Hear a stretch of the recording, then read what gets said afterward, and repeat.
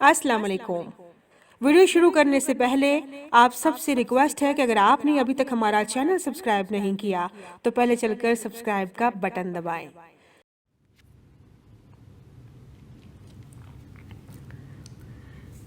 किरण की मौत को लेकर बहुत चहमगोइयाँ हो रही थीं। उसकी बेटियां अफसुर्दा हाल सी अपनी नानू के पास बैठी हुई थीं। लोग ताज़ियत करने कम, चस्के लेने ज़्यादा आ रहे थे। किरण का ताल्लुक एक मुतवस्त ख़ानदान से था। ग्रेजुएशन करने के बाद किरण ने महकमा पुलिस में नौकरी की दरख्वास्त दी। उसे पुलिस की नौकरी करने का बहुत शौक था। उसके बाप ने ना चाहते हुए भी किरण को नौकरी की इजाज़त दे दी। यूं हर तरह का टेस्ट पास करने के बाद वो पुलिस में हेड कांस्टेबल भर्ती हो गई। किरण एक सुलझी हुई शरीफ लड़की थी। वो घर में छोटी और इकलौती होने की वजह से अपने बाप और भाइयों की लाडली थी। किरण के मुंह से निकली हर बात बाप और भाइयों के लिए हुक्म का दर्जा रखती। सब किरण से बहुत मोहब्बत करते। वो सबका बहुत ख्याल रखती। किरण नौकरी करके अपने बाप का बोझ बांटना चाहती थी, लेकिन नौकरी लगते ही उसके लिए रिश्तों की लाइन लग गई। किरण पढ़ी लिखी, बाशऊर और समझदार होने के साथ घरेलू अमूर में भी ताक थी। हर कोई किरण को बहू बनाना चाहता था। किरण के घर वालों ने आने वाले रिश्तों में से एक को पसंद कर लिया। लड़के के घर वाले आए, वो भी किरण को अंगूठी पहना गए और चट मंगनी पट बिया के मस्ताक किरण 2 हफ्तों बाद दुल्हन बनी आशिर के कमरे में मौजूद थी। आशिर महकमा ज़राअत में ऑफिसर है। घर का बड़ा बेटा होने के बाइस आशिर पर जिम्मेदारियों का दोहरा बोझ है। उसके घर वाले अय्याश मिजाज के हैं। घर में माँ के अलावा 4 बहनें भी हैं। सब पढ़ी लिखी और नौकरी करती हैं। ऊंचे और अमीर घरों में रिश्तों की खातिर माँ इनकी शादियां नहीं कर रही। 2 छोटे भाई जिनकी पढ़ाई का सारा खर्चा आशिर के ज़िम्मे है। बहनें अपनी तनख्वाहों को बस अपनी ज़ात पे खर्च करती। आशिर के घर वालों की किरण के ख़ानदान के साथ दूर की रिश्तेदारी है। किरण की नौकरी लगने का सुनते ही आशिर की माँ किरण का रिश्ता लेने चली गई और रिश्ता लेकर ही लौटी। आशिर की माँ एक लालची औरत है जिसे सिर्फ पैसे से गर्ज है। कौन लाया या किसने दिया, ऐसे सवालात से कोई वास्ता नहीं। शादी का 1 महीना तो चाव चोंचलों में गुजर गया। फिर किरण को घर के कामों पर लगा दिया गया। जब किरण की सास ने बेटे को बहू के आगे पीछे फिरता देखा, उनका हसद के मारे बुरा हाल था। आशिर की माँ कमाऊ बेटे को खोना नहीं चाहती थी। उन्होंने आशिर के कान भरना शुरू कर दिए। किरण ने अपनी जॉब पर जाना शुरू कर दिया तो सास ने काम वाली को फारिग कर दिया। उन्होंने सुबह और रात के खाने की जिम्मेदारी किरण को दे दी। सुबह जॉब पर जाने से पहले किरण सबका नाश्ता बनाती, फिर वो जॉब पर जाती। जैसे ही वो शाम को थकी हारी घर आती, आराम के बजाय उसे किचन का काम करना पड़ता। किरण को किचन का काम निपटाते रात के 12 बज जाते। दूसरी तरफ आशिर किरण का इंतज़ार करते करते सो जाता। किरण की सास और नंदों ने हर तरह से किरण को सताना शुरू कर दिया। जब भी वो मैके जाने का नाम लेती, कभी सास बीमार बन जाती, कभी नंदे अपना ड्रामा लगाकर बैठ जाती। असल झगड़ा किरण की तनख्वाह पर हुआ। ससुर ने कहा वो तनख्वाह लाकर उनको देगी, लेकिन किरण अपनी तनख्वाह किसी को भी नहीं देना चाहती थी। उसने 2 माह में ही सबके रवैये देख लिए थे। वो अलहदा होना चाहती थी, लेकिन आशिर अपनी माँ को छोड़ने पर राजी नहीं था।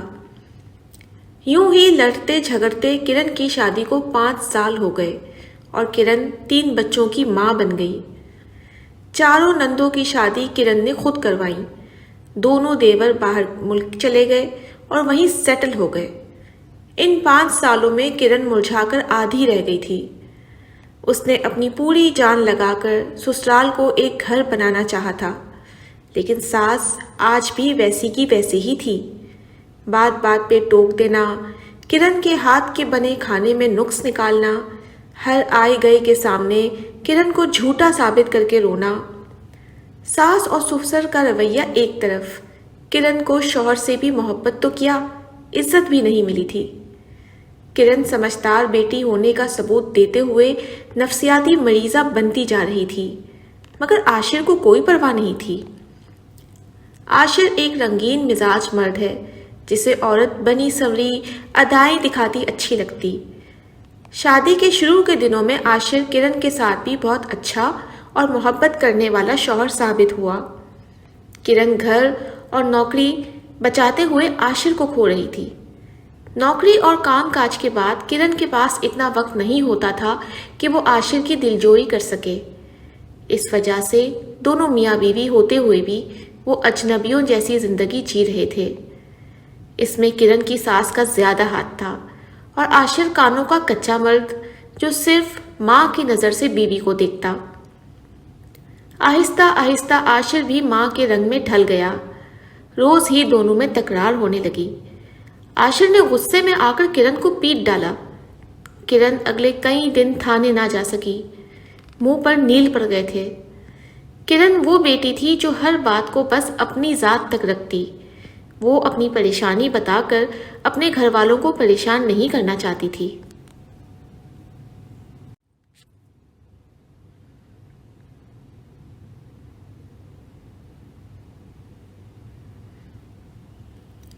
आज किरण ने आशिर को एक औरत के साथ होटल में डिनर करते हुए देख लिया था। पूछने पर आशिर साफ मुकर गया। कुछ दिन बाद किरण ने दोबारा आशिर को एक नई लड़की के साथ देखा तो दोनों की तस्वीर बना ली।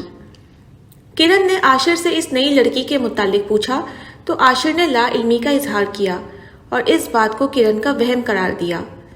किरण ने फोन खोलकर आशिर को तस्वीर दिखा दी, जिसे देखकर आशिर ने शर्मिंदा होने के बजाय किरण पर इल्जाम लगा दिया। तुम मेरी जासूसी करती फिर रही हो। हम अपने काम के सिलसिले में इस होटल की तरफ गए तो तुमको एक मॉडर्न लड़की के साथ होटल से बाहर आते देखा था। किरण ने वजाहत दी। बकवास मत करो, तुम झूठ बोलती हो, मेरी जासूसियां करती हो और इस सब की जिम्मेदार तुम हो। किरण बेगम तुम, आशिर ने कहा। आशिर की बात सुनकर किरण दंग रह गई। मैं जिम्मेदार हूं? मैं? तुम्हारे घर के लिए मैंने क्या कुछ नहीं किया। अपनी जिंदगी के बेहतरीन साल इस घर और तुम पर लुटाए और आज तुम ये सिला दे रहे हो? किरण ने रोते हुए कहा। सिर्फ आज ही नहीं, पहले भी बहुत बार तुम्हें रंग बिरंगी औरतों के साथ देख चुकी हूँ, सिर्फ अपना घर बचाने की खातिर, अपने बच्चों की खातिर। लेकिन अब और नहीं, आज तुम्हें बताना होगा इन औरतों से तुम्हारा क्या ताल्लुक है। सुनना चाहती हो तो सुनो। मेरा इन औरतों से वही ताल्लुक है जो एक शौहर का बीवी से होता है। मुझे बनी संवरी औरत अच्छी लगती है, तुम्हारी तरह रोती धोती नहीं। जब से हमारी शादी हुई है मैंने घर में एक दिन भी सुकून का नहीं देखा। फिर मैं अपने लिए बाहर तफरी ढूंढ लेता हूँ। आशिर ने ठिठाई से कहा। तुम एक जानी मर्द हो, मुझे तुम्हारे साथ नहीं रहना। मैं बच्चों को लेकर आज ही ये घर छोड़ दूंगी। मुझे तलाक भिजवा देना। किरण ने कहा और अलमारी खोल ली सामान पैक करने के लिए। जिंदा बचोगी तो तलाक लोगी, मैं तुम्हें तलाक नहीं दूंगा, आशिर ने गुस्से से कहा। फिर तुम्हें अपनी रविश बदलना होगी, खुद को बदलना होगा, किरण ने कहा। किरण बीबी, ये बात वो करे जो नेक किरदार हो। तुम खुद क्या हो? एक बदकिरदार औरत जिसने शादी तो मुझसे की और मेरे भाइयों को वरगलाती रहती हो। तुम खुद भी तो रात को देर से आती रही हो, तो क्या पता कहीं मुंह भी काला कर लिया होगा। मैं कौन सा हर वक्त तुम्हारे साथ होता, और तुम्हारे कुलीग जो फोन और मैसेज करते, वो सब क्या है? आशिर ने तनफ्फुर से कहा। किरण ने कानों पर हाथ रख लिए। चुप कर जाओ आशिर, ये सब झूठ है, बहतान है। आपके कुलीग भी मैसेज और कॉल करती। मैंने कभी ये कहा? मेरे फ़ोन पर तो कभी लॉक भी नहीं लगा। मुझ पर इल्ज़ाम लगाते हुए शर्म नहीं आई? अपने गुनाहों पर पर्दा डालने को झूठी कहानी बना रहे। ये सब सच है, मैंने खुद तुम्हें देखा था हाशिर के कमरे से निकलते हुए। 2 साल पहले की बात है, याद करवाऊं? आशिर की माँ ने कहा, जो कब से दरवाजे से लगकर दोनों की तकरार को सुन रही थी, सामने आ गई। आज तो तुम्हें इस घर से निकलवा कर ही रहूंगी। बहुत झुकाया पर तुम ना झुकी। आज नाक से लकीरें ना निकलवाई तो आशिर की माँ नहीं। आशिर की माँ ने अपने दिल में कहा, मेरे किरदार पर उंगली उठाने से पहले एक बार आईना खुद भी देख लो। तुम्हारे बाप को फोन करता हूँ, आकर अपना गन ले जाए, मुझसे नहीं संभला जाता, आशिर ने कहा और कमरे से बाहर चला गया। पीछे उसकी माँ भी मुस्कुराते हुए कमरे से निकल गई। किरण ने दरवाज़ा लॉक किया, लिपस्टिक से शीशे पर एक नोट लिखा और अपने गले में दुपट्टे का फंदा बनाकर डाल लिया। मैं हर तरह की जिल्लत सह ली, मार खा ली, बातें सुन ली, मगर अपनी इज्जत पर आँच नहीं आने दी। और आज तुमने मुझे बेमोल कर दिया। मुझे ऐसी जिल्लत वाली ज़िंदगी नहीं जीना।